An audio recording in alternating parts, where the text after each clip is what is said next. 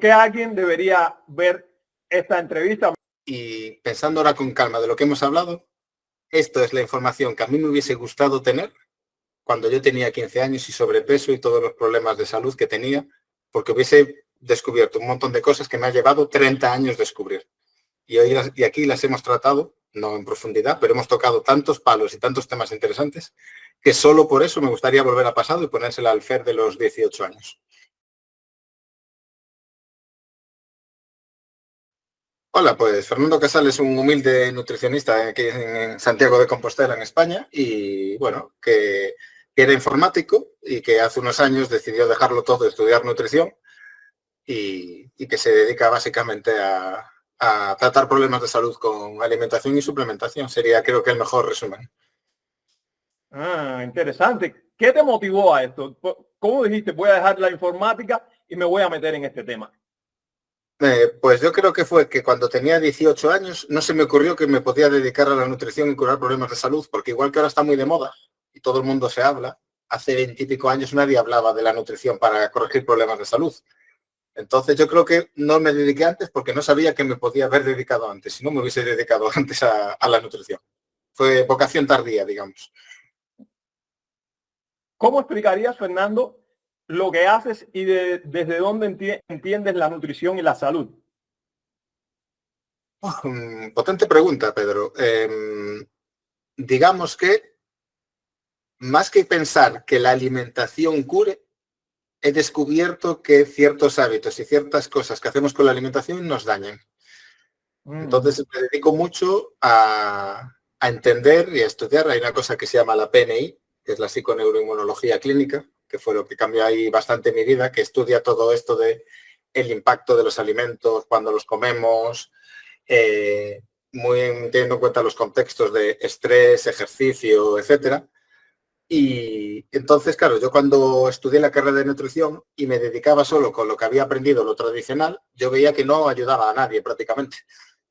Claro, es que me quedaba muy corto, pero me encontraba con problemas, con enfermedades como Crohn, colitis, y de pronto, leyendo y saliéndome un poco de las vías más convencionales, empecé a ver a gente que decía que curaba esas cosas con alimentación, y yo decía, bueno, me parece muy interesante.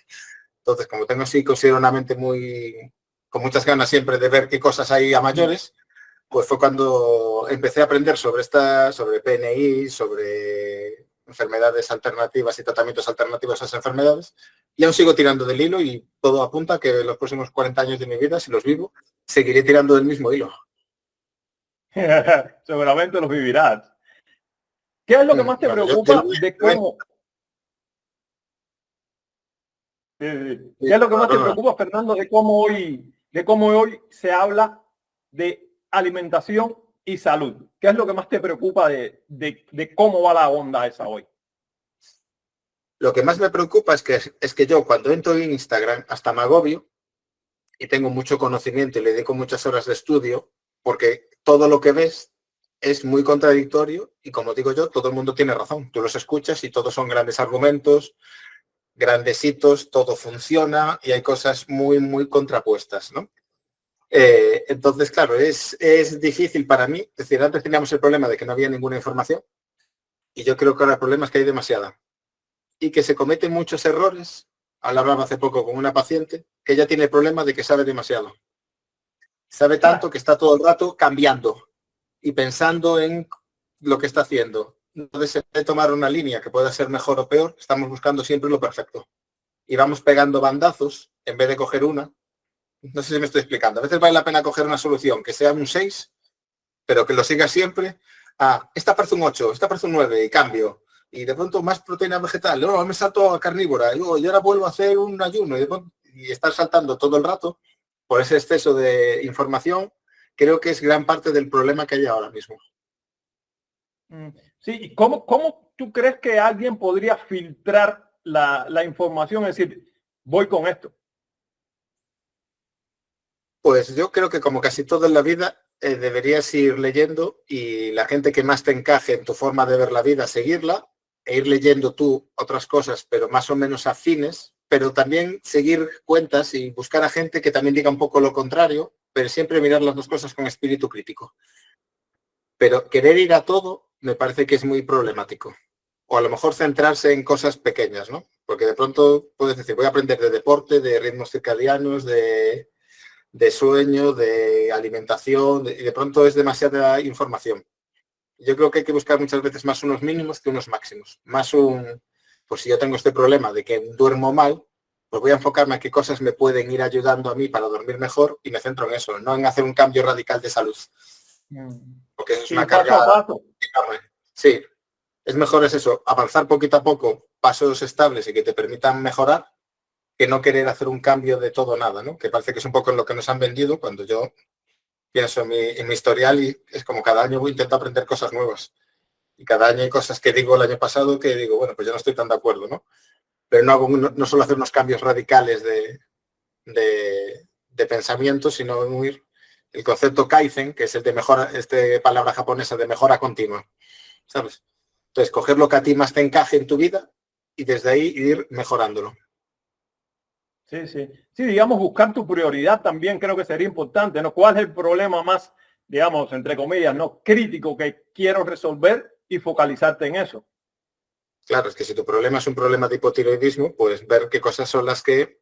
Y también a veces ser un poco autocrítico en el sentido de conocernos y decir, a ver, si yo odio cocinar y no me preocupa la alimentación, pero me encanta el deporte, pues debería mirar qué cosas desde el deporte puedo hacerlo, ¿no? Y utilizar eso como palanca. Y no querer cambiar solo porque hemos visto a alguien en Instagram que... Porque aparte, claro, tú lo ves, ¿no? Y estos son los 20 pasos con los que yo solucioné este problema que yo tengo. Claro, es un mensaje muy poderoso. Pero tú no sabes todo el proceso que ha habido detrás, que a lo mejor son años. De hecho, yo muchas veces los que yo sigo ponen, ¿cómo solucioné yo esto tras 20 años con este problema? No es que lo haya solucionado en un mes, le ha llevado 20 años solucionar ese problema, ¿no?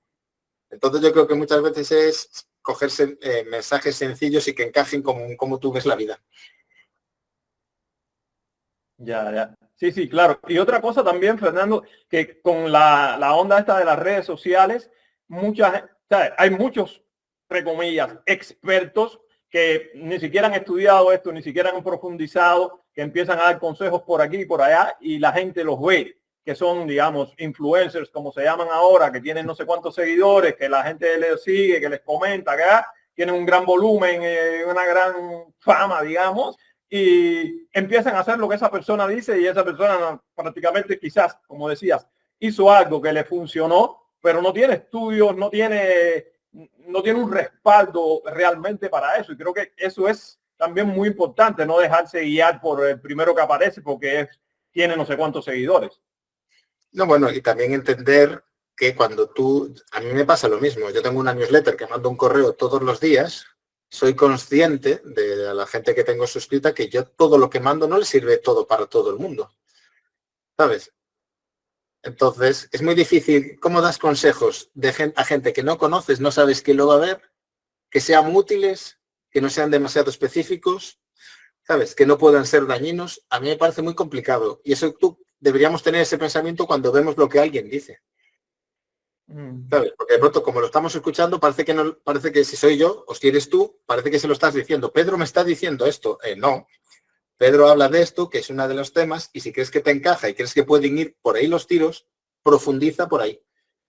Pero no lo tomes como ¿sabes? De hecho, cuando mando esos correos muchas veces digo, pues para hipotiroidismo estos suplementos van muy bien.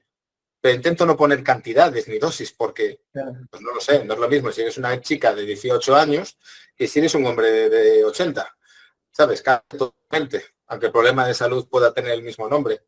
Entonces yo lo enfocaría más como si algo te encaja, aprende y sigue tú por esa línea. Y si no, busca a alguien y acaba contratando a alguien que te ahorra mucho dinero a la larga, que te enfoque, pero que esté alineado con cómo tú ves la vida. Sí, sí, muy bien. Fernando, has hablado públicamente de dieta carnívora, Sí. un tema que genera mucha reacción y es muy polémico. Más allá de la etiqueta, ¿qué principios de salud hay detrás de ese enfoque que suelen malentenderse sobre todo? Claro, a ver, ¿qué ocurre con la dieta carnívora? Bueno, yo la descubrí por dos vías, ¿no? Una es por Mikhaila Peterson, la hija de Jordan Peterson, el famoso orador, y que ella tenía muchísimos problemas de salud y se la recomendaron como una dieta de reserva. Y a mí en consulta es como me gusta utilizarla, ¿no?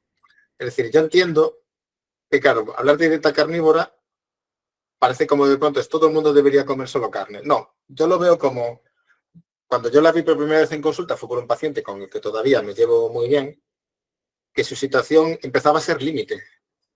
Entonces, claro, cuando estamos en situaciones límites, la dieta carnívora, ¿qué te permite? Es como una dieta de eliminación bestial. Quitas cualquier posible interferencia de cualquier fruta, verdura, de cualquier antinutriente, y hay muchos pacientes con problemas de salud graves que de pronto empiezan a mejorar. La mayoría no se quedan ahí, pero sirve como una base para después poder corregir tu salud. ¿Qué ocurre? Que a mucha gente se siente tan bien y lleva tantos años con problemas que después dicen, si yo puedo vivir así, ¿por qué no lo voy a hacer? ¿No? Entonces esto es como cualquier cosa, ¿no? Cuando algo se habla y se pone de moda, parece que todo el mundo lo tiene que hacer sin tener en cuenta el contexto. Yo no sé si es la dieta idónea para el ser humano, como a veces se comenta. Yo lo que sé es que los pacientes con problemas digestivos, si le hago una base carnívora, la gran mayoría mejora mucho y nos permite trabajar muy bien. Eso es lo que tengo claro. Entonces intuyo que la salud óptima anda por ahí. Pero la polémica, bueno, dime.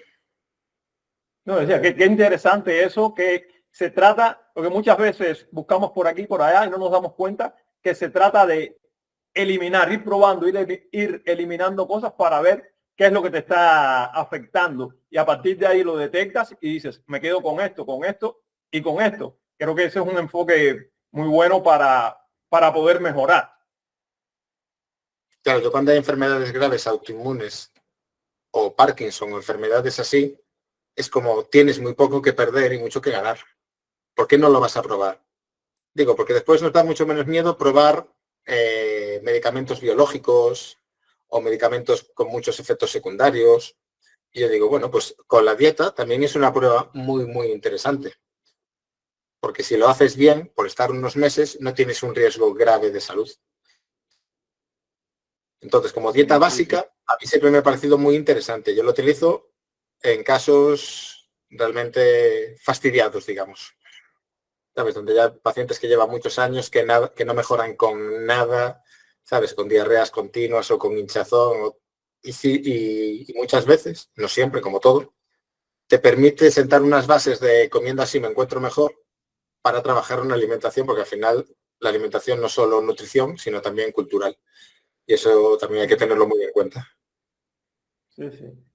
¿Y quiénes en específico, Fernando, quiénes son esos que ves que mejoran más o más rápido o mejor siguiendo este tipo de dietas? Claro, para mí todo lo que son pacientes digestivos son los que yo más mejoras veo. ¿Qué ocurre? Que como hay muchas enfermedades que vienen derivadas de disbiosis o daño intestinal, entonces se vienen beneficiados, pues por ejemplo, ¿no? Dermatitis atópicas, artritis, también artrosis psoriásicas, también he visto mucha mejora, que al final la mayoría de la gente no se queda en esa fase, ¿eh? Pero, y todo lo que son Crohn, colitis ulcerosas y eso, tiene mucha base. Y también en cáncer, en enfermedades metabólicas. Tiene bastante impacto también, porque al no tener carbohidratos, básicamente es una dieta cetogénica, altamente nutritiva y con muchas grasas. Tiene mucho butirato por el tema de si se usan mantequillas y lácteos.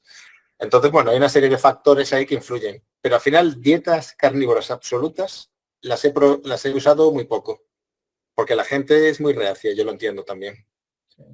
Entonces, lo que hago dietas como base muy carnívora y permitiendo ciertas, ¿sabes?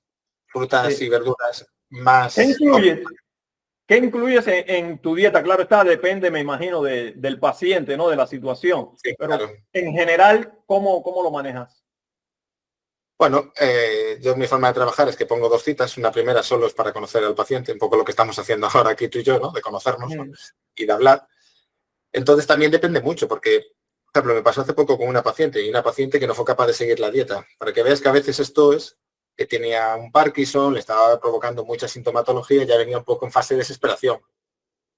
Del salto que tenía que dar a lo que ella hacía, una dieta carnívora, era tan grande que decidí proponerle una dieta cetogénica, que es mucho más sencilla de llevar y no fue capaz de seguirla. Es decir, yo tengo muchas veces en cuenta de dónde partimos. Si tú desayunas cereales, comes cereales y cenas cereales, tienes muchos pasos intermedios más fáciles de llevar que ya te van a provocar una mejora sin que tengas que pegar ese salto tan grande. Porque es que es un salto muy grande, pero incluso mental, ¿eh? Yo practico esa dieta y aún así a veces me sorprendo a mí mismo de decir, joder, solo estoy comiendo chuletas con carne. ¿Sabes? Es que hay una parte ahí mental, ¿sabes? Que a veces hasta a mí se me hace raro, ¿no? Incluso cuando lo explico, es como, uf, es que esto que hago ya lo he normalizado, pero suena como voy loco por la vida. Entonces, en los pacientes a mí me importa mucho más de dónde partes. Pero si tú vienes con una dieta ya muy carnívora, tipo cetogénica, y no terminas de recuperar los síntomas, a lo mejor ahí sí que entra. No sé si me estoy explicando. Sí, sí. Porque con alimentación no hay mucho más que puedas hacer que cambiar ese estado metabólico, ¿no? Antes de continuar, si esta conversación te está aportando algo, aunque sea una sola idea, por favor, suscríbete, porque es precisamente para eso que existe este canal, para compartirte ideas que puedan cambiar algo más que tu opinión. Y siendo honestos, tu suscripción es lo que nos permite traer invitados cada vez más interesantes y conversaciones que merezcan tu tiempo. Si no tienes inconveniente, por favor, suscríbete. Gracias. Y ahora regresamos a la entrevista. Sí. Y hablaste también de algo que es todavía más tabú, porque esta dieta en la mayoría de las veces lleva mucha grasa. Y con la grasa eso es muy complicado, porque la gente te dice que si el colesterol, que si esto, que si aquello, que si lo otro. La grasa es un punto bien delicado. ¿Cómo tú abordas esto? Claro, es muy interesante porque, por ejemplo, yo que hago dieta carnívora y mi colesterol está entre 200 y 212. Pero el paciente este que me llevó yo la probé, esto no lo he contado muy pocas veces, la verdad. Yo la probé porque un paciente me pidió que se la pautara y como yo nunca la había hecho y no me gusta pautar nada que no haya probado, la decidí probar yo. Y él, por ejemplo, su colesterol se mueve entre los 400 y los 500. Para que veas, sí, sí. Yo duermo muy tranquilo, creo que no le va a pasar nada. Pero claro, dormiría más tranquilo si tuviese 200, probablemente. Y a él le funciona a nivel de resultados de salud mucho mejor de lo que me funciona a mí, por ejemplo. Entonces, claro, yo lo que tengo claro, yo sigo mucho a un médico que se llama Esteban Larronde, que si lo pudieses entrevistar estaría genial. Yo lo entrevisté en su momento, que es un cardiólogo argentino, y explica mucho sobre esto, y a mí hasta me cuesta entender. Yo lo que tengo claro es que aún no sabemos sobre el tema del colesterol. Tengo claro que si las estatinas hubiesen funcionado, habrían bajado las muertes. Que si eliminar las grasas hubiese funcionado, es decir, aquí cuando en España se prohibió fumar, el cáncer de pulmón en los últimos 20 años ha disminuido muchísimo, ¿vale? Se puso una medida que parecía lógica y funcionó. Todo lo que se ha hecho con el tema del colesterol y los infartos y las grasas no ha funcionado nada. Esos números están ahí. Sigue siendo la primera causa de muerte. Entonces yo digo, bueno, mínimo hay que debatir sobre el tema. Y mínimo está claro que el hecho de quitar las grasas no ha sido la solución, porque no se ha hecho otra cosa. Entonces ahora parece que se vuelve a poner un poco de moda lo de consumir grasas y yo es que tengo una visión muy evolutiva de la salud, ¿no? Si yo tuviese que criar un león, pues le daría carne, y si tuviese que criar un oso panda le daría bambú, ¿no? Y si tuviese que dar un conejo, mis padres tienen conejos, pues no le llevaría un chuletón, ¿no? Le llevaría zanahorias y le llevaría... Pues yo creo que el ser humano en parte se ha desarrollado con carne y es algo con lo que yo le daría de comer. Pues como tengo una visión muy evolutiva y en su momento no se cocinaba ni se, ¿sabes? Ni se sabía transformar la comida. Entonces digo, bueno, pero la carne sí. Y la carne yo veo es que no da síntomas, no tiene antinutrientes, ¿sabes? No tiene una serie de cuestiones que tienen todos los otros demás productos. Entonces me parece que está muy diseñada para el ser humano. Tenemos que no es una prueba única, porque hay carnívoros que tienen otro tipo de ácidos, pero tenemos un ácido estomacal muy para deshacer carne, ¿sabes? Tenemos un intestino delgado, más intestino delgado que intestino grueso. Entonces, para mí van por ahí los tiros. No sé exactamente, y a lo mejor dentro de un año, si volvemos a hablar, te digo que he ido cambiando de opinión, pero cuando yo la probé, teniendo en cuenta que yo partía de buena salud, que a veces es muy fácil, ¿no? Cuando alguien viene de mala salud, le haces un cambio y mejora ya. Pero yo que venía de buena salud, me encontré con más energía, ¿sabes? Con más capacidad de recuperación de entrenamientos, con más, y digo, uff. Entonces creo que me he dispersado un poco de la pregunta, pero... No, no. No, está perfecto, te digo, porque cada uno llega ahí por diferentes motivos. Hablamos de la grasa y ahí surgió el colesterol, porque todo esto y todo esto se está Es que bien alineado. la única razón la principal razón para temer a la grasa es el colesterol. Si ahora se demostrase fehacientemente que colesterol, que comer grasa no impacta en temas cardiovasculares, el problema con la grasa yo creo que desaparecería. No voy a decir al 100%, porque el tema de la obesidad seguiría ahí, pero se quitaría muchísimo del problema. ¿Y qué pasa? Que cuando se instauró las pruebas es decir, yo no puedo ofrecer unas pruebas muy potentes a nivel científico de que las grasas sean sanas, ¿no? De que no tengan riesgo. Pero es que la evidencia con la que se instauró es tan pobre que no sé por qué yo tengo que presentar una evidencia de muchísima más calidad que la que se utilizó para instaurar algo. Pasó con los huevos, que se instauró sin ninguna evidencia, y lo que se ha tenido que estudiar para decir que sí que se podía tomar algo, cuando la que se presentó era de un nivel, esta charla, ¿sabes? Como si dijéramos que esta charla tiene un nivel científico, ¿no? Pues el miedo al huevo se instauró con este nivel de evidencia. Entonces, claro, es como, ahora parece que para quitar este tipo de cosas, de estos mitos, tenemos que presentar una evidencia de una calidad muy superior a la que se utilizó inicialmente, y tampoco lo compro. Sí, sí, es así, te digo. Yo hago una dieta basada en carne, la mayor parte, y te digo, llegué ahí porque yo me informo mucho, me gusta mucho el tema de la salud, de la nutrición, estoy muy focalizado en eso, quiero vivir muchos años. Y entonces, buscando y viendo y cosas, ¿no? Yo me informo a diario. No sabía, yo comía muchos vegetales, muchas verduras, vegetales y carne comía pescado 2 veces a la semana. Lo demás era nueces, todo eso. Y me di cuenta, vi ese vídeo que decía que hablaba sobre los oxalatos y que la mayoría de todas esas verduras y todas esas cosas están llenos de oxalatos que te crean esos cristales, y me asusté. Fui y me hice la analítica de orina, de ese también, todo estaba bien. Pero decidí comenzar a cambiar mi dieta y dije antes ya de profundizarme en esto para no complicarme, ya llegaba casi 2 años con ese tipo de dieta, pues voy a hacerme analíticas. Y cuando me hice analíticas prácticamente estaba desnutrido, vitamina D en 7, hierro por el piso, no sé qué, un desastre. Entonces comencé con esta dieta, he ido mejorando muchísimo y comiendo grasa sin miedo, y cuando después me hice las analíticas de nuevo y el doctor vio, pero tienes el colesterol, el LDL en 190, toma estatinas, toma nada. Le dije, sí, está bien, no le hice caso y sigo por mi camino.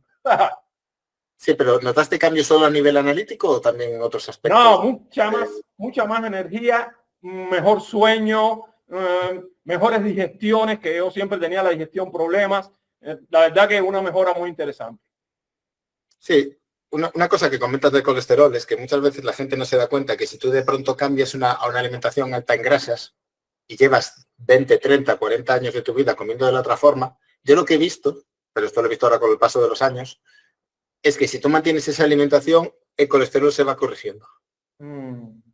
¿Sabes? Va bajando. El caso que te ponía este chico, va baja, cada año va teniendo menos. ¿Sabes? Entonces, como una readaptación. Y yo ya había leído sobre eso en pacientes en dieta cetogénica, que una dieta cetogénica bien realizada es casi una carnívora baja en oxalatos, básicamente. Básicamente es una carnívora baja en oxalatos. Que había pacientes que incluso necesitaban hasta 10 años que se les regulase su colesterol desde que hacían ese cambio de alimentación. Por eso es que lo malo de esto es que es algo que no se ha estudiado lo suficiente y que creo que vamos a aprender mucho. Yo creo que se ha puesto de moda, como todo, porque si tú vienes de problemas digestivos graves y eso te lo soluciona temporalmente o a largo plazo, de pronto vas a hablar de ello con mucho orgullo, ¿no? Llevo 20 años así y aparte, como todo, siempre hay corrientes, ¿no? Venimos de una corriente de veganismo y ahora nos vamos a pasar al lado contrario, ¿no? Sí, es así las modas, pero creo que esto no se debe hacer por moda, cada uno debe probar y ver si le asienta, si le va bien. Entonces, para concluir este segmento, Fernando, porque es súper interesante, no pensaba que la conversación iría por ahí, pero me encanta el tema ese de que la gente, cuando tú cambias, como hice yo, por ejemplo, yo me informé bien, por eso no me asusté, por eso no he tomado estatinas, nada de eso, pero a ese colesterol alto no hay que temerle. al final la conclusión es esa, ¿no? No, pero yo cuando salen valores también muy disparados, tampoco pasa nada por hacer un análisis, porque hay veces que de pronto yo te digo, dices, tú voy a hacer carnívora, vale, pero si tu dieta es a base de lácteos, quizás tampoco es la mejor dieta carnívora que puedes hacer, porque como todo se puede hacer bien y mal. Claro, tú me dices, no, yo hago dieta carnívora y como bacon procesado con queso todos los días y ceno. Yo digo, hombre, pues eso igual no es lo que la idea que yo tengo, ¿sabes? De una dieta con base carnívora. Y digo porque muchas veces, o con mucho embutido, ¿no? Salía una entrevista de un chico que tenía un élite que se llama Manu Merillas, que es un élite entre el running. Y el tío, claro, poco menos que le echaba la culpa a la carne, pero el tío se tomaba 12 jamones al año. A ver, para mí, 12 jamones no es el concepto de comer carne que yo tendría. ¿Sabes?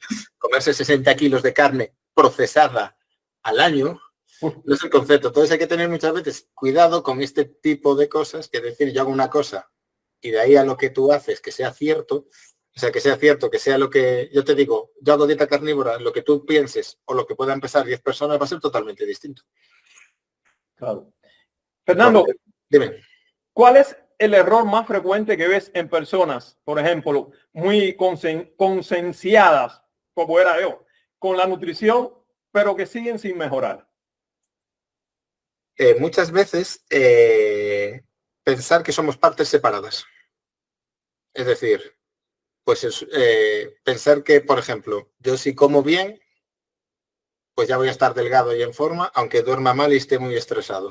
Yo cada vez le doy más importancia al estrés y al cortisol, pero cada mes que pasa me parece más importante. Entonces pensar que es mejor tener todas las áreas de tu vida en un mínimo que no una muy bien y el resto muy mal. Entonces el principal error es eso, ¿no? Pues yo estoy muy mal, duermo mal y tal, porque uso pantallas por las noches, porque ceno tardísimo. Voy a hacer esta dieta, da igual la que sea, no vamos a poner nombres. Y de pronto lo único que has cambiado es eso. Pero eso no es lo que más te afectaba. Lo que más te afecta es que duermes 5 horas todos los días, porque estás con el móvil haciendo scrolling hasta las 3 de la mañana. Entonces, no hay dieta buena que te compense ese tipo de problemas. Y que a veces no somos críticos en el sentido de que pensamos que no hacemos ciertas cosas y tampoco las medimos, ¿no? Yo con ciertos pacientes les mando, oye, hazme un registro de lo que haces. Y de pronto ya ellos mismos te dicen, bueno, ya sé lo que hago mal. ¿Sabes? Porque de pronto decimos, no, yo esto lo... Yo me acuerdo una vez a un chico que hacía dieta cetogénica que le dije que no pasaba nada si alguna vez cenaba queso con chorizo. Le mandé a hacer un registro y de 14 comidas, o sea, comidas y cenas, 8 fueron chorizo y queso. Eso no es lo que yo le dije. ¿Sabes? Eso no es lo que le dije. Y tú me dirás, ¿es carnívoro, es ceto? Sí, pero es carne procesada con queso, no es... Yo le hablo de pescados frescos, mariscos, ¿sabes? Carnes frescas, cortes buenos, ¿sabes? Y yo creo que otros errores que comete la gente cuando se empieza a cuidar mucho es eso, es seguir a demasiados perfiles distintos y probar las cosas 2 semanas. 2 semanas, no me va. Siguiente, voy a ser vegano. 2 semanas, no me va. Me cambio, ahora voy a hacer esto. 2 semanas, no. Uf, qué complicado me parece. Como si el cuerpo asumiera los cambios, ¿sabes? En 15 días. Tocaste algo interesante, que es el tema del cortisol.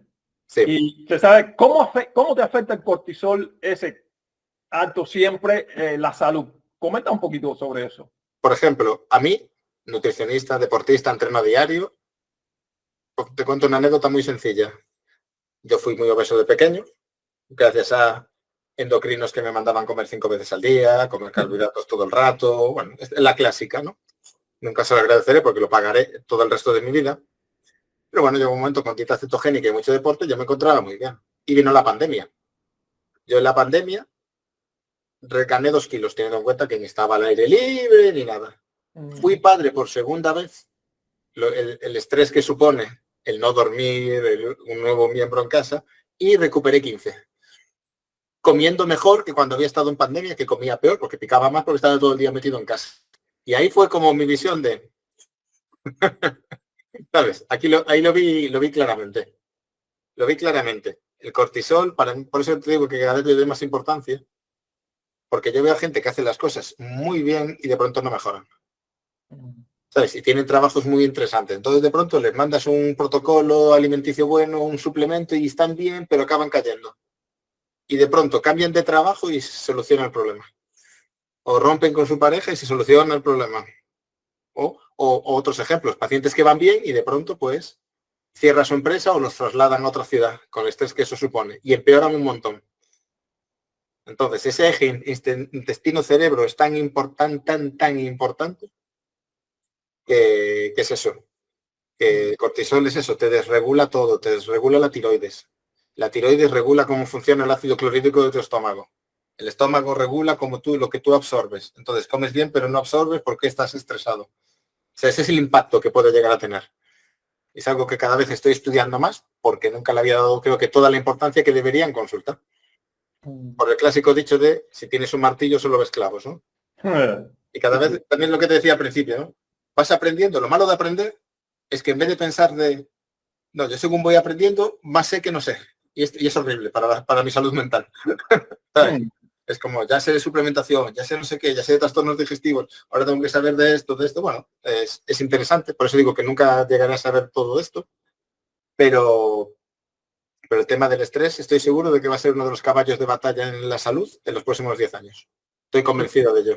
Sí, sí, seguramente. ¿Y cómo tú crees que alguien pueda comenzar a, digamos, a apaciguar ese estrés, esa vida? Porque hoy vivimos en un mundo que es caótico, frenético, es corre, corre, corre, no tengo tiempo y siempre te llaman de aquí y de allá, es prácticamente una locura. Entonces, ¿cómo alguien puede, digamos, disminuir eso? ¿Cómo alguien puede decir, ok, déjame bajar esto?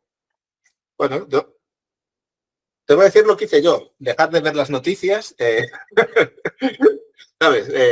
Desinstalar Instagram del móvil, ¿sabes? Cosas, reducir las redes sociales. Por ejemplo, yo utilizo mucho Twitter y ahí tengo bloqueadas 200 palabras y no quiero que me salgan ahí porque, ¿sabes? He limitado mucho lo que me llega, lo cual es un fallo también porque creas un sesgo brutal, pero es un sesgo que siempre existió. Yo cuando era pequeño pues solo hablabas con tus amigos y la información que te llegaba era de tus padres, tus tíos y tus amigos y no había más. Y ahora recibir información de todo tipo yo creo que es un problema. Yo creo que es un problema. Entonces, bueno, y conseguir apagar el móvil y, ¿sabes? Y leer y tener hobbies que no tengan que ver con pantallas, yo creo que sería el primer paso, ¿sabes? Quitarnos tecnológicamente de... Yo espero que las IAs nos ayuden a quitarnos tecnología. Tengo ahí esa pequeña pedrada de que no nos vamos a poder fiar de nada de lo que se ve. De hecho, me pasa, no sé si usas mucho las redes sociales, pero yo ahora veo muchas cosas y me doy a las publicaciones y digo, son todas iguales, todas hechas por IAs, y hace que pierdan el interés más rápido. Y eso me parece muy positivo. Y creo que vamos a tener que vernos más las caritas para saber que con quien hablo es real y que no me estén engañando, porque yo creo que va a haber muchos timos y muchas historias. Entonces, tengo la esperanza de que haya una pequeña rehumanización, ¿sabes? Una vuelta a la humanidad. Y yo casi diría que volver a tratar con personas, no diría mucho más. Mira qué interesante lo que dices, porque todos dicen la inteligencia artificial, la tecnología nos va a... Y tú estás diciendo, eso va a ser muy bien porque nos va a hacer más humanos. Es mi pedrada, a lo mejor me equivoco, pero como me gusta como teoría, ¿sabes? Porque al final, de hecho, cuando empezó Internet, mucha gente no lo usaba porque temía que lo estafasen. Sí. Internet, comparado con las IAs, me parece muchísimo más seguro. Pero yo que el trabajo con las IAs y las utilizo, yo ahora veo que la mitad de lo que yo recibo en publicaciones y por ahí está creado con una IA. Entonces, de pronto ya no te puedes fiar mucho. Ni siquiera lo ha creado Pedro, lo ha creado, ¿sabes? Un prompt de Pedro. Entonces, no sé. Yo creo que la rehumanización, justo por la mañana leía un estudio muy interesante que decía que el contacto humano reducía el estrés, no sé si era un 20 o un 30%. Y yo digo, claro, es que, ¿sabes? Está muy bien lo de teletrabajar y lo de poder hablar así, está muy bien, pero está el lado negativo de la deshumanización de no... Yo si quisiese podría cerrar mi negocio y trabajar solo online y relacionarme solo con una pantalla. Y creo que mi salud a nivel mental y cortisol empeoraría totalmente. Entonces yo creo que es un poco a volver a lo que se hacía hace no tanto. Quedar con la gente, reírse, que ya no nos reímos, ¿sabes? Ya... Sí. Eso es fundamental. Reírse, disfrutar, divertirse, desconectas. Claro, yo esto se lo había escuchado una vez a una amiga y tenía toda la razón. Yo escuché a una amiga que se llama Cecilia y tenía toda la razón. Me decía, Fer, ¿qué es mejor? ¿No beber alcohol y no salir de casa nunca? ¿O quedar con los amigos y tomar unas cervezas y reírte? ¿Qué es mejor para la salud global? Y yo digo, pues lo tengo claro. Y no, con eso no te estoy diciendo que el alcohol sea bueno. Y que si tú vives en casa tú solo tienes un problema. Pero si tú los viernes te tomas 2 cervezas y te echas unas risas, estoy seguro que para la salud global es mejor. Por eso me refiero que la salud no lo podemos estancar en estrés, ¿sabes? Deporte, alimentación. No, es una mezcla. Comer en casa es mejor que comer fuera, pero si comes fuera y te echas unas risas es mejor que comer en casa. Bueno, para ciertas cosas sí. De hecho, hay mucha gente que mejora más en verano comiendo peor. Yo eso lo veo muchísimo. ¿Por qué? Porque de pronto sol, aire libre. Sí, porque por ejemplo aquí en Galicia se hace mucho lo de ir a tapear a las playas. Aire libre, sol, gente, ¿sabes? Y no encerrados en casa comiendo más sano. Entonces, por eso digo que no es tan sencilla la salud, por eso. Por eso es tan difícil dar un mensaje. Yo veo muchos pacientes que en verano mejoran más por eso, porque claro, la importancia de la vitamina D, del sol, del aire libre, de relacionarse con la gente, compensa que comas un poquito peor. No que comas comida basura, pero si de pronto te tomas un postre, que normalmente no te lo tomas, pero has venido a dar un paseo charlando con alguien que sea importante para ti, creo que eso es mejor para la salud global. ¿Eh? Lo ideal ya sería sin el postre, pero yo aceptaría el postre si después me vas a dar todo lo demás. Por eso digo que yo creo que lo difícil de la salud es que es muy compleja. Sí, hay que tratar de buscar el equilibrio de todas formas. Hay, hay algo que mencionaste, que dijiste cuando eras pequeño, los médicos te recomendaron, come 5 veces al día, no sé qué, y hoy se habla mucho de lo que es el ayuno intermitente. Inclusive hay personas que hacen 3 días de solo agua y no sé cuántas cosas. Tú lo haces, si yo hago eso me desmayo. Entonces, coméntanos sobre eso. Hace 2 sábados fui a correr 5 kilómetros después de 42 horas de ayuno. Primero porque yo a veces utilizo esa herramienta, no tantas horas, entonces yo tengo la tranquilidad de que se puede sobrevivir haciendo 2-3 días, ¿no? A ver, el ayuno para mí es una herramienta poderosa, pero primer pensamiento es, hay que saber comer antes de empezar a ayunar. Ese es el punto número 1. Y que muchas veces es contraproducente dependiendo de tu contexto, porque el ayuno es un estresor. Entonces, si tú estás muy estresado, lo mejor que puedes hacer es hacerlo intencionadamente. ¿Qué ocurre? Cuando mejor comes, yo lo que he visto es que hay gente que cuanto mejor come, menos hambre tienes. Yo hago ayuno de 14-16 horas, depende. Pero porque mi vida encaja muy bien. Para mí sería mejor, desde un punto de vista técnico, no cenar. Pero para mí es imposible cocinar la cena de mis hijos y no comer. Pero por las mañanas yo me levanto, entreno, no tengo hambre, forzarme a comer tampoco tiene un sentido para mí. Entonces yo digo que no desayuno nunca, pero si cogiéramos mis números, a lo mejor desayuno 40 veces al año. Porque yo si me levanto y tengo hambre, yo voy a desayunar. Vale, entonces el ayuno es una herramienta, pero es una herramienta como ya avanzada cuando haces todo lo demás bien. Cuando tú duermes bien, cuando tienes controlado el estrés, cuando... Vale, ahí sí que es una herramienta poderosa. Pero la gente que hace, come 5 veces al día y dice, ¡pum! Pues nada, mañana no como hasta las 2. Claro, te vas a marear porque tienes una dependencia del azúcar brutal, ¿sabes? Vas a pasar mucho hambre, las cosas no funcionan así. Con otras cosas lo entendemos mejor, ¿eh? Esto es decir, voy a ayunar 16 horas cuando antes como 5 veces al día, es como no hacer deporte y decir, pues mañana voy a ir a correr una maratón. Pues te vas a reventar, pero no es culpa de la carrera. Y no puedes decir que correr sea malo, pero hacerlo mal sí. Entonces, muchas veces es eso. Yo lo que digo cuando hablo, que lo utilizo en consulta, es más, cuando la gente come bien y come a las horas que tiene que comer, hacer 12, 14 horas viene de forma natural. Si tú tienes hambre a las 6, en vez de picotear, cenas, y cenas bien, y después vas a dormir a las 9, 10 de la noche, ya has hecho, y al día siguiente te levantas a las 8 y desayunas, ya has hecho un ayuno de 14 horas. Pero a que no parece nada loco ni nada raro.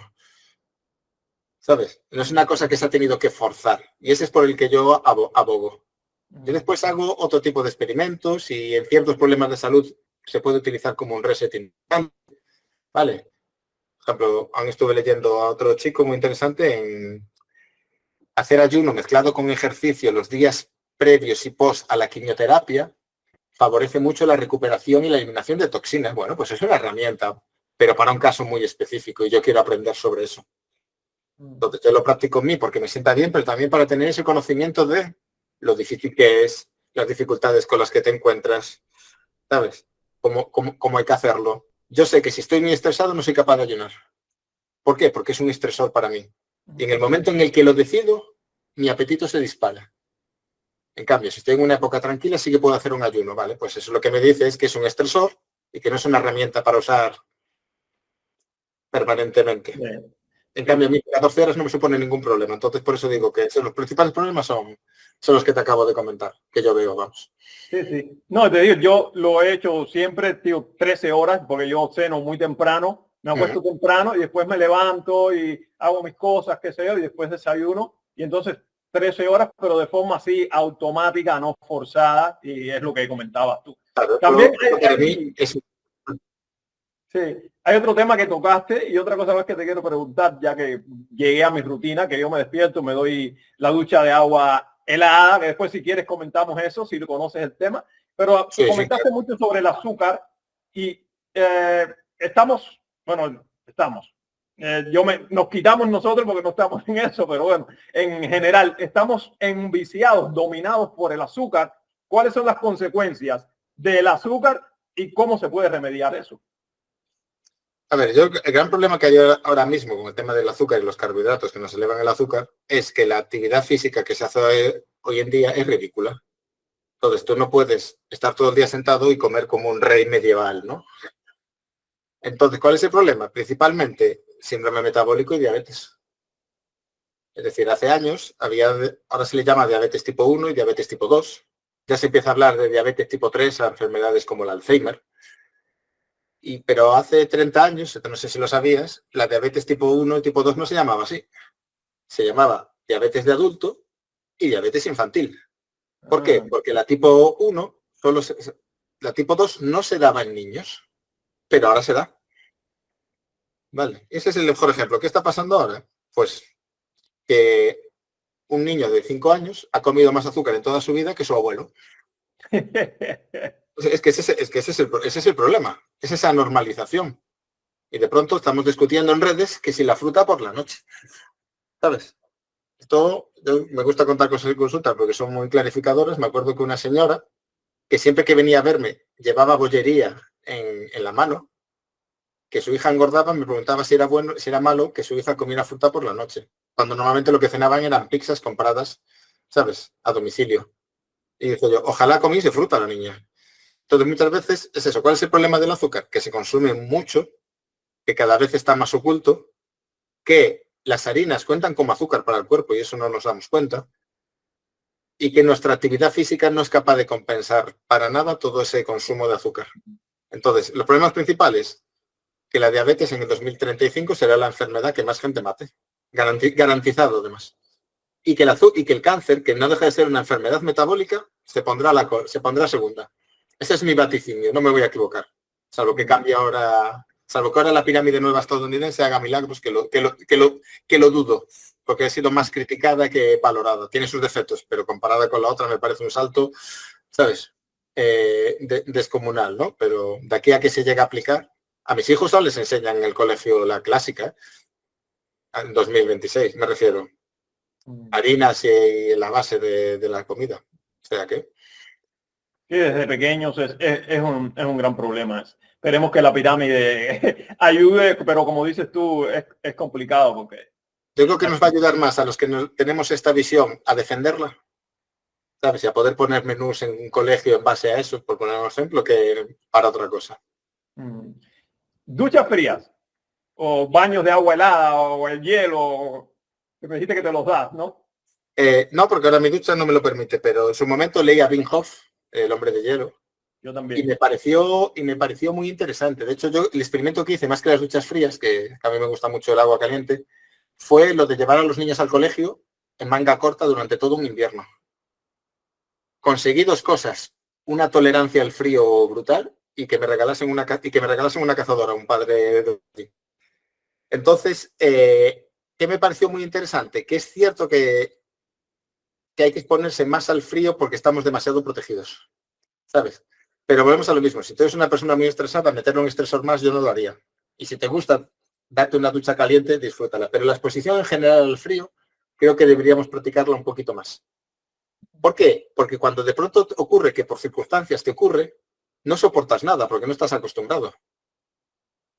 Y cuando digo exponerme, aquí donde yo vivo, nunca bajamos de los 0 grados. Es decir, yo nunca fui con un frío y me expuse media hora, no me puse 8 horas o 10 horas con humedad. Pero sí que tienen un componente, aparte sabes el efecto este que tiene, ¿no? De convertir la grasa blanca en la grasa parda. Entonces, esas cosas que se han ido perdiendo con las comodidades, con todos los aires acondicionados, yo creo que es bueno recuperarlo un poco, ¿no? Se lo escuchaba yo a una chica que tenía toda la razón, ¿no? Antes no existían los gimnasios. ¿Por qué? Porque el trabajo era una actividad física tan grande que no hacía falta, ¿no? Y antes tampoco te tenías que exponer al frío. Y ahora con lo que hablábamos de las sillas, pues ahora va a haber que crear gimnasios mentales para que la gente entre en el cerebro, porque nos volveremos idiotas por culpa de las sillas. Entonces yo eso lo veo como en parte de recuperar esas cosas o de forzar algo que debería ser natural, pero que no es natural. No es como el tema de las frutas. A mí se me está olvidando cuál es la temporada de la fruta aquí en España. Porque yo todos los días, y mis hijos sé que no lo saben. ¿Por qué? ¿Cómo se lo explico? Si mis hijos me dirán, pero si hay arándanos siempre, si hay fresas siempre, si hay melón siempre. Y de pronto, ¿qué hay que hacer? Forzar el ciclo de la fruta, ¿no? Pues yo creo que esto lo veo como ese tipo de entrenamiento, ¿no? De que tenemos que... Entonces, me parece muy interesante, es una herramienta muy poderosa y que el libro de Wim Hof, no sé si lo leíste, pero vale mucho la pena leerlo porque es una explicación brutal y para ciertos problemas de salud me parece muy interesante. Sí, no, yo empecé por ahí, yo descubrí Wim Hof y dije, tengo que probar esto, te digo, estoy obsesionado con este tema.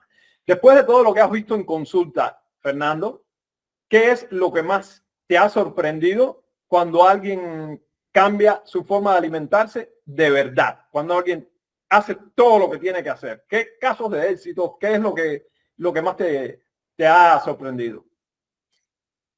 Lo que más me sorprende es la gente que de pronto a veces reduce mucho la medicación. La gente que viene, te pide el cambio, lo hace, pero cuando mejora dice, pues no pensaba que iba a funcionar. Me encanta la gente que aún así lo prueba, les felicito muchísimo, ¿sabes? Y también me gusta mucho la gente que cuando mejora mucho se lo va a decir al médico. Y le digo, no te vale la pena, pero lo puedes intentar. Yo al final valoro mucho la gente que hace cambios cuando sus contextos son muy complicados. Eso es lo que más me sorprende. Cuando viene gente con enfermedades que no te saben ni decir el nombre y tienen trabajos de mañana y tarde y llevan el peso de la casa de 2, 3 hijos y aún así hacen cambios y de pronto se encuentran con más energía y lo son capaces de mantener. A mí eso me deja impactado. Me deja impactado. Pero si te refieres a temas de mejora de salud, pues eso, a personas que se levantan con rigidez y la rigidez desaparece. A gente que no era capaz de bajar la medicación y la elimina. ¿Sabes? A gente que era diabética y deja de ser diabética. Es que parece magia. Es de esas cosas que las ves. Yo en redes no pongo esas cosas porque nunca me gustó.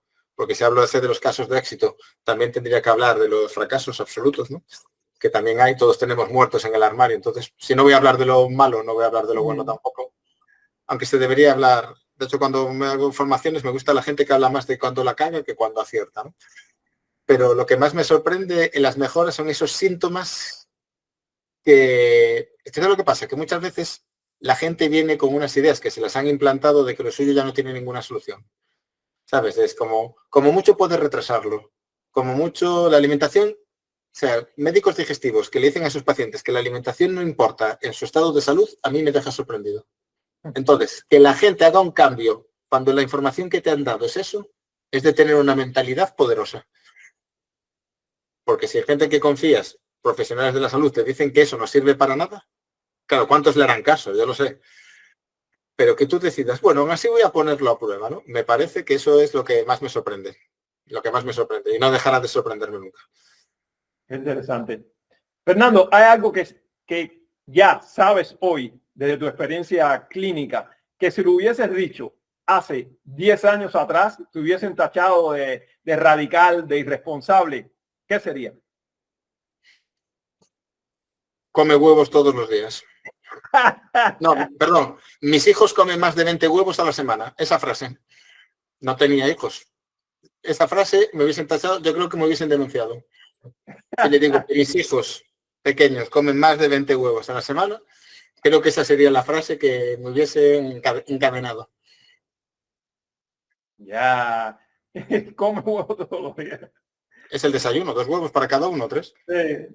Uh-huh. Oh, qué interesante. Si una persona quiere ya decir, hoy voy a comenzar, pero de forma responsable, de forma seria, y voy a darle seguimiento, ¿cuál sería ese primer paso? Saber por qué lo haces y hacerlo lo mejor posible. O aprendes como hiciste tú. Si hoy en día lo bueno es que puedes tener un montón de buena información y hay un montón de buenos libros. Por ejemplo, un libro, mira, libros que pueden ser interesantes. Yo soy muy fan de los libros por varias razones, ¿no? La primera es porque la fuente es más económica, donde mejor información puedes encontrar. Porque tú cuando vas a escribir un libro le dedicas meses a condensar, ¿sabes? Meses de trabajo. Entonces yo leería algún libro sobre el tema.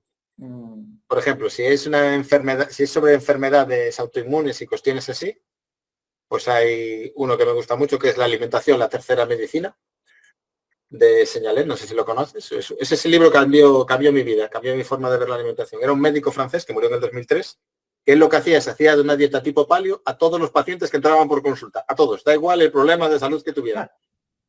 Y ponía si funcionaba o no, cuánto funcionaba y por qué él creía que funcionaba.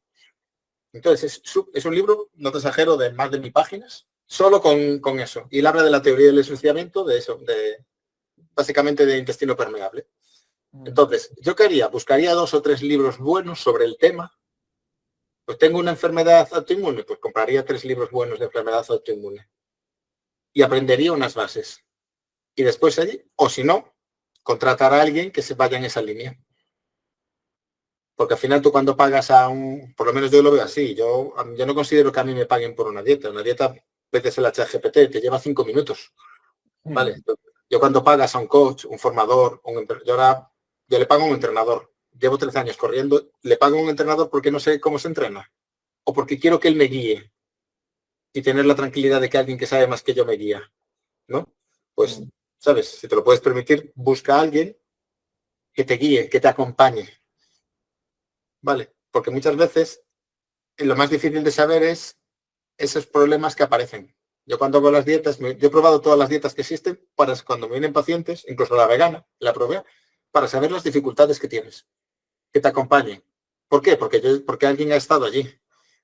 Entonces, por ejemplo, yo si fuese a lo mejor una mujer con hipotiroidismo, pues buscaría a alguien que sepa mucho de hipotiroidismo, que haya visto muchos casos y que haya acompañado a muchas mujeres. O a lo mejor a una mujer que lo haya padecido y lo haya superado y se dedique a eso. Eso me parece lo más interesante. Te ahorra mucho tiempo y mucho sufrimiento. Es cierto. Sí, buscar a alguien que ya tenga la experiencia, que tenga los resultados, pues eso te ayuda mucho. Pregunta del cierre, Fernando. Vamos allá. Si desapareciera todo, estudios, modas, intereses, redes, todo, y solo quedara la responsabilidad de cuidar un cuerpo humano real, ¿qué verdad sobre la carne y la alimentación en general dirías, aunque te costara prestigio, críticas, negocio? ¿De recomendación te refieres? Sí. Los alimentos que siempre han estado presentes con nosotros y que hemos comido durante nuestros 2 millones de años de existencia son los que probablemente mejor nos vayan para la salud. Es un argumento que no puedo demostrar, pero es que pensar que nosotros como seres humanos vamos a inventar algo mejor que lo que la naturaleza ha desarrollado durante millones de años me parece cuanto menos un pensamiento pueril. Interesantísimo. Fernando, ¿dónde quien nos está mirando, escuchando, te puede encontrar, saber más de lo que hace, ponerse en contacto contigo? Pues mira, si buscas Nutrición Estelar en nutricionestelae.com, allí en la primera página ya tengo puesto lo de la newsletter, que se pueden apuntar. Yo mando un correo todos los días con estos temas, cortitos, aunque el de mañana se llamará, o el día que publique se le llamará, estuve en un podcast con Pedro. Entonces, ahí me pueden encontrar de estos temas. Además es gratuita la newsletter. y todos los días mando eso, píldoras de información, recetas, pensamientos sobre este tipo de cosas, siempre buscando ese punto de la reflexión, ¿no? Yo no creo mucho en, ¿sabes? En dictaminar, porque todo puede cambiar, sino en lo que hablábamos al principio del colesterol, ¿no? Pues hemos hecho esto y se dan estatinas y no se ha mejorado. Bueno, pues ¿qué pasa, no? Y ahí es donde me pueden encontrar, en nutricionestela.com, ahí tienen toda la información. O en las redes sociales. Ya en tus redes, ¿no? Sí, que tampoco es que las trabaje mucho, las tengo ahí porque las hay que tener. Pues entonces todos a Nutrición Estelar, que ahí es donde está la mejor información. Y entonces, Fernando, muchísimas gracias por esta entrevista. La verdad que ha sido oro molido y seguramente la gente lo va a apreciar mucho. Así que gracias infinitas.